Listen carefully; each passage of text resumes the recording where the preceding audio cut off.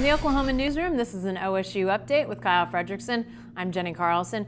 Kyle, a lot of coaching changes on this OSU staff this offseason, but Mike Gundy has seen some turnover in his staffs over the years and has continued to bring in good assistants as replacements. But let's talk about that turnover. Is the amount of change in the coaching tree that we see coming out of Mike Gundy, is it unique? Is it similar to what else we see in the Big 12? You know, when you look at the numbers comparing to the assistant turnover on Gundy's staff compared to some of the more tenured coaches in the Big 12, it's much higher, not necessarily alarmingly higher, but it is definitely a truth that, you know, this is a staff that has seen more turnover than other teams. You know, with the 5 hires that Mike Gundy made this offseason, one of them being Eric Wolford, who eventually left, it did bring his total to 30 different coaching hires that he's made since 2005 when he first came on as OSU's head coach. Compare that to Bob Stoops since 2005, he's had 23, you know, and then you look at Mack Brown from about 2005 to 2013, his last year, he had 19. So, you know, when you talk about some of the more tenured coaches within the league, Gundy has the highest number of statistics. And, you know, how does that impact a program? How can that kind of change the direction of where a team might go? You know, I talked to Glenn Spencer about it last Monday when we talked with the new coaches and the coordinators, and he says it's a good thing. You know, when you have that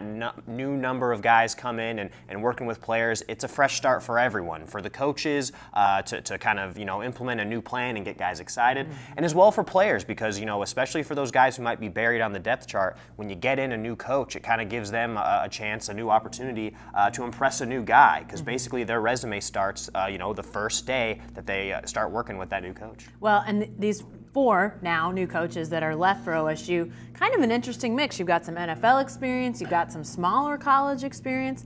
How did it end up that Mike Gundy went with the guys that he went with? Right, you know, and I remember you asking Mike that at his press conference, and I think there's not any secret sauce that he has necessarily for how he finds these guys. A lot of it is just timing and the fits and the needs. You know, I think you look at this past period with 2 NFL guys on the staff, that says a lot about the position the Cowboys were in late in this cycle where they were looking for coaches right before spring ball started. And so, you know, it doesn't have to be necessarily one way or one outlet that you find a guy, and that's probably a good thing because it brings in some new perspective and some new minds. You know, when looking in to this Gundy coaching tree, I talked to a few of the head coaches that the Gundy tree has produced, being guys like Todd Monken, Tim Beckman, Larry Fedora. All 3 of those guys had different connections to the program coming in. You know, Fedora is a guy who spent 1 year with Gundy at Baylor as an assistant. You know, Tim Beckman had no connection to the program, but he was coming off a national championship as an assistant with Ohio State. And then you have a guy like Todd Monken, who was an assistant with Gundy when he was an assistant on the staff. So no one way of picking the right guy, but certainly, you know, Gundy has a track record of picking the right ones because of those 30 that I talked about, you know, you're talking about 4 head coaches and 8 coordinators who are currently at the Division I level, and I don't think there's a lot of other head coaches who have that on their resume. Well, and you talk about Mike Gundy, and he gets a lot of kudos for his hires, and rightfully so, because a lot of guys are maybe unconventional. I mean, NFL guys, you might think, well, that's a slam dunk, but he's hired guys from a variety of spots, and it's seemingly worked out pretty well over the years.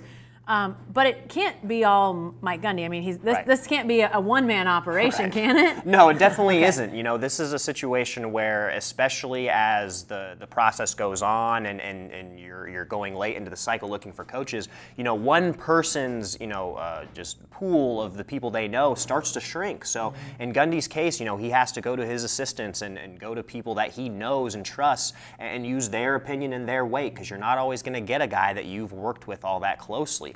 You know, and talking with Tim Beckman when he was a defensive coordinator, you know, he talked about the process of hiring Glenn Spencer and Jason Jones, and when that was going on, you know, Mike Gundy holding meetings and say, okay, well, what do we know about these guys? What do you think? And using all of those minds to come together. And those were 2 good hires. Obviously, Glenn Spencer is now the most tenured defensive assistant on the staff, and Jason Jones is now the co-defensive coordinator at Ole Miss. So obviously 2 guys with bright futures when they were young and being hired, and Gundy needed some of those other perspectives to make those choices. All right, really interesting stuff. Thanks, Kyle. Be sure to stay with the best coverage team anywhere at newsok.com and every day in the Oklahoman.